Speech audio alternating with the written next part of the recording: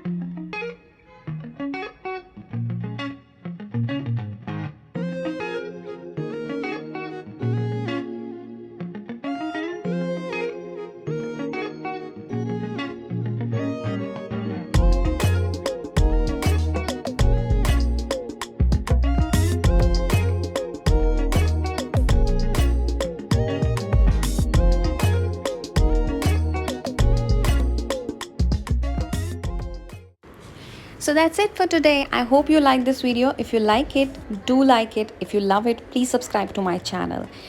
I totally love the transformation, and I'm sure you can also see it, how these little wooden shelves created and changed the whole outlook of this wardrobe. I'm really happy, and I have ordered 4 of them. It's totally great how a little thing can help you change and organize your wardrobe and make your house look so tidy and clean. So I'm gonna go now. Take care. Bye bye.